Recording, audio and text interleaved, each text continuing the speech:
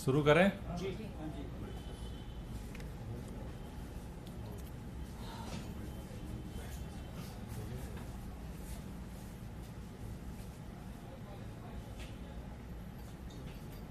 दिल्ली के मुख्यमंत्री और आम आदमी पार्टी के राष्ट्रीय संयोजक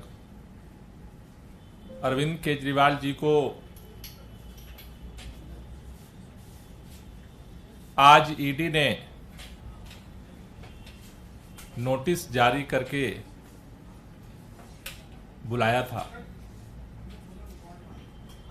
ईडी की नोटिस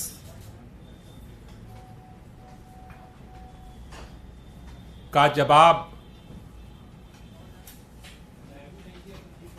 अरविंद केजरीवाल जी ने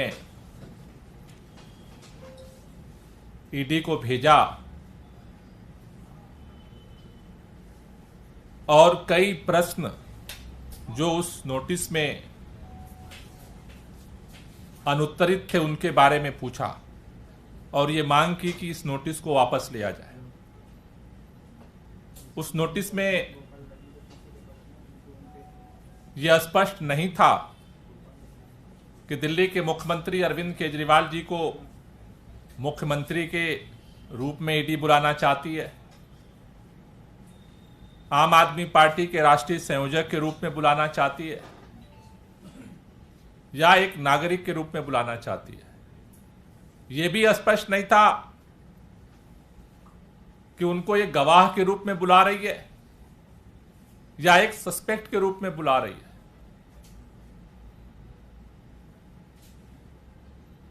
अरविंद केजरीवाल जी का जवाब ईडी को गया, ईडी का जवाब नहीं आया। जवाब देने के लिए भारतीय जनता पार्टी का राष्ट्रीय प्रवक्ता आया, जो बार बार पूरा देश कह रहा है कि आज ये अंतर करना मुश्किल है कि ईडी ही भाजपा है या भाजपा ही ईडी है, सीबीआई ही भाजपा है या भाजपा ही सीबीआई है। भाजपा के नेता, कल एक वरिष्ठ नेता कह रहे थे कि ईडी स्वतंत्र है, एजेंसियां स्वतंत्र हैं, भाजपा का उससे कोई लेना देना नहीं है। जब भारतीय जनता पार्टी का इन एजेंसियों से कोई लेना देना नहीं है, सवाल एजेंसियों पे उठता है। जवाब देने भारतीय जनता पार्टी के नेता क्यों सामने खड़े हो जाते हैं? नोटिस ईडी ने भेजा, जिसको भेजा उन्होंने जवाब ईडी को भेजा, ईडी का जवाब नहीं आया। भारतीय जनता पार्टी के प्रवक्ता आकर के जवाब दे रहे हैं कि मुख्यमंत्री कह रहे हैं कि मुख्यमंत्री के रूप में हमें बुलाया या राष्ट्रीय संयोजक के रूप में बुलाया, सस्पेक्ट के रूप में बुलाया या गवाह के रूप में बुलाया। भारतीय जनता पार्टी तय कर रही है कि गागर और सागर के रूप में बुलाया है। क्यों तय करते हो आप? अगर स्वतंत्र एजेंसी है तो स्वतंत्र एजेंसी को अपना काम करने दो। आपको दर्द क्यों होने लगता है? आप इतने बेचैन क्यों हो जाते हो? क्योंकि आपकी वो नोटिस है। Bharatiya Janata party notice dictate करके लिखवाती है और जब उस पर सवाल उठता है तो ईडी कुछ गड़बड़ जवाब ना दे, इसलिए उससे पहले भारतीय जनता पार्टी का प्रवक्ता जवाब दे देने आ जाता है। मैं अभी सुन रहा था, कल भारतीय जनता पार्टी के नेता कह रहे थे ये तो एक कानूनी प्रक्रिया है, एजेंसी अपनी काम कर रही है, इसमें हाय तौबा क्यों है? इसका राजनीति वेंडेटा से कुछ लेना देना नहीं है। अभी प्रेस कॉन्फ्रेंस में मैंने सुना उनको चिंता हो रही है, वो भी ये तय करना चाहते हैं इस देश के अंदर कि कौन पार्टी किससे गठबंधन करेगी। अभी भाजपा के नेता के प्रेस कॉन्फ्रेंस में भी दर्द दिख रहा है कि गठबंधन हो रहा है देश के अंदर, उन पार्टियों के अंदर हो रहा है जो एक दूसरे पे सवाल उठाते थे। गठबंधन का ही तो डर है जो सारा आप अभियान चला रहे हो, सारा षड्यंत्र कर रहे हो। छुपाते छुपाते भी वो डर अभी भाजपा के प्रवक्ता के जुबान पे आ गया।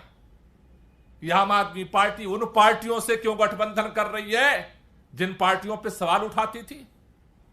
अब भाजपा यह भी तय करेगी नोटिस का जवाब कौन देगा, कैसा जवाब देगा। भाजपा यह भी तय करना चाहती है कौन कहां आएगा, कौन चुनाव प्रचार करेगा, कौन पार्टी चुनाव प्रचार नहीं करेगी, कौन सी पार्टी किस पे गठबंधन करेगी। सब कुछ डिक्टेट करना चाहते हैं। इससे यह स्पष्ट हो रहा है कि भारतीय जनता पार्टी ने सोची समझी रणनीति के तहत राजनीतिक दुर्भावना की मंशा से अरविंद केजरीवाल जी को गिरफ्तार करने का षड्यंत्र किया है। और इसकी स्पष्टता भारतीय जनता पार्टी के सांसद मनोज तिवारी जी के नोटिस आने से एक दिन पहले सार्वजनिक तौर पर यह ऐलान करना कि अरविंद केजरीवाल गिरफ्तार होंगे। कोई रोक नहीं सकता अरविंद केजरीवाल को गिरफ्तार होने से। सीबीआई ने पूछताछ के बुलाया, जवाब दिया अरविंद केजरीवाल जी ने, कह रहे भाग रहे। अरविंद केजरीवाल जी ने सीबीआई के सारे सवालों का सुबह से शाम तक जवाब दिया था। लेकिन आपके षड्यंत्रों का भी जब यह समझ में आ रहा है कि यह एजेंसी का मसला नहीं है, यह भारतीय जनता पार्टी का षड्यंत्र है कि अरविंद केजरीवाल को आगामी विधानसभा चुनाव में कहीं जाने न दिया जाए, तो आप षड्यंत्र करोगे और सारे लोग उसको कानून मान करके फॉलो करते रहे। आपसे कोई सवाल नहीं करेगा। अगर यह ईडी का नोटिस होता तो जवाब ईडी का आता, भाजपा का जवाब नहीं आता। भाजपा का क्या लेना देना? भाजपा का क्या लेना देना ईडी से? आज पूरा देश ये जानना चाहता है, पूरे देश में यह सवाल पैदा हो रहा है कि एक राजनीतिक षड्यंत्र के तहत दिल्ली के अंदर आम आदमी पार्टी को खत्म करने की साजिश हो रही है और उसके लिए भारतीय जनता पार्टी सरकारी एजेंसियों का खुलेआम दुरुपयोग कर रही है। आज सुबह सुबह अचानक हमारे मंत्री राजकुमार आनंद के यहां छापा पड़ गया। न कोई नोटिस, न कोई मुकदमा, न कोई केस, न कोई बात, अचानक सुबह सुबह छापा पड़ गया। क्या करना चाह रहे हो इस देश के अंदर?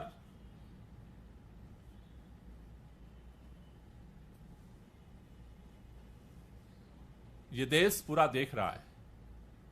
और आज जिस तरह से भारतीय जनता पार्टी के प्रवक्ता के जुबान पे दर्द आया कि गठबंधन आम आदमी पार्टी उन पार्टियों से कर रही है, मतलब कि वो बात सच है कि आपको डर लग रहा है कि इस देश के अंदर लोकसभा चुनाव अगर विपक्ष के सारे नेता मैदान में एक साथ उतरते हैं तो लोकसभा चुनाव भारतीय जनता पार्टी किसी भी कीमत पर नहीं जीत सकती।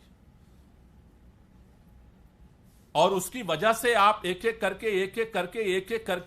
करके सारे कानून की, सारे नियमों की, सारी मर्यादाओं की धज्जियां उड़ाते हुए आप सारे एजेंसियों को अपनी कठपुतली बना करके इस देश के अंदर लोकतंत्र की हत्या करने पर उतारू हो गए हो। यह देश के अंदर नहीं चलने वाला है। देश ये बर्दाश्त करता है, लेकिन अगर इंतहा हो जाए तो उसका जवाब भी देता है। इसलिए भारतीय जनता पार्टी के लोगों से निवेदन है कि इस देश के लोगों ने आपको सरकार बना करके देश के अंदर चलाने का मौका दिया है, कुछ करिए देश के लोगों के लिए। एजेंसियों के दुरुपयोग करके आप चुनाव जीतने का अगर सपना देख रहे हैं, वो न संभव हुआ है कभी भारत के इतिहास में और न तो भविष्य में संभव हो सकता है। एजेंसियां नहीं चुनाव जिताती, जनता चुनाव जिताती है।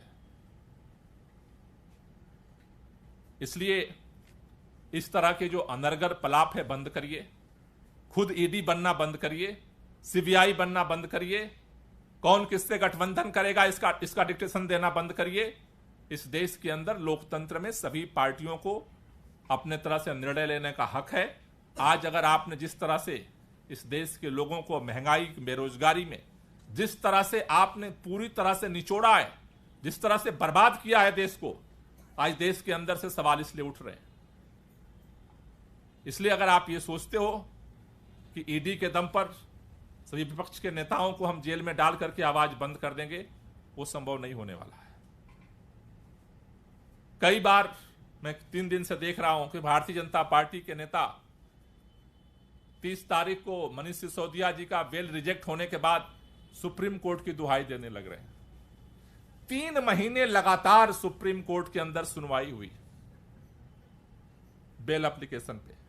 अगस्त में, सितंबर में, अक्टूबर में सुप्रीम कोर्ट ने बार बार ईडी को, बार बार सीबीआई को, एजेंसियों को कहा कि मनीष सिसोदिया के पास पैसा आया, इसका तुम्हारे पास कोई सबूत है? एजेंसियों के पास कोई जवाब नहीं रहा। कभी इधर की बात करते रहे, कभी उधर की बात करते रहे। तब सुप्रीम कोर्ट का हर बार जब सवाल सुप्रीम कोर्ट करता था तो भारतीय जनता पार्टी के नेता सुप्रीम कोर्ट का नाम नहीं लेते थे। आज ये भी यक्ष प्रश्न बना हुआ है, हर व्यक्ति सुन रहा है, क्योंकि जो जो कार्रवाई हुई सुप्रीम कोर्ट के अंदर सब लाइव थी। सबने सुना कि सुप्रीम कोर्ट क्या कह रहा है और एजेंसियां क्या उसका जवाब दे रही हैं। निरुत्तर थी एजेंसियां। आज ये भी हर आदमी सोच रहा है कि आखिर जो कार्रवाई हुई कोर्ट के अंदर और जो बिल रिजेक्शन हुआ, उन दोनों के बीच का तालमेल बड़े से बड़े कानून के विद्वानों को भी अभी समझ नहीं आ रहा। उनके दिमाग में भी अभी दोनों का कनेक्शन नहीं बन पा रहा है। इसलिए मेरा भारतीय जनता पार्टी के लोगों से कहना है, आपको 10 साल देश के लोगों ने काम करने का मौका दिया है। अपने काम पे भरोसा रखिए। अपने काम को लेकर के जनता के बीच में जाने का, चुनाव लड़ने की हिम्मत रखिए। विपक्ष भी अपनी बात लेकर जनता के बीच में जाएगा। जनता फैसला कर देगी कौन सही है, कौन गलत है। इस तरह का, जिस तरह का आप षड्यंत्र कर रहे हैं पूरे देश के विपक्ष को खत्म करने का, जेल में डालने का, ये प्रयोग हुए हैं पहले, परिणाम शासकों के पक्ष में नहीं आए। इसलिए आप, अगर कोई भी आपको ऐसी सलाह दे रहा है, उससे बचिए। लोकतंत्र को जिंदा रखने दीजिए, संविधान को जिंदा रहने दीजिए। ये देश बहुत लंबी लड़ाई के बाद इस संविधान और इस लोकतंत्र को हासिल किया है। इसको अपने व्यक्तिगत राजनीतिक स्वार्थ के लिए खत्म मत करिए। Thank you. क्वेश्चन हो तो ले लीजिए। सर, आप कह रहे हैं कि ये जो सम्मान है गैर कानूनी है, गैर राजनीतिक है, तो क्या इसको कोर्ट में चैलेंज करने की सोच रहे हैं? नहीं, इसको लेकर के हमारी जो कानूनी एक्सपर्ट्स हैं उस पर सारा स्टडी कर रहे हैं और जो उनकी सलाह होगी उस पर हम कदम बढ़ाएंगे।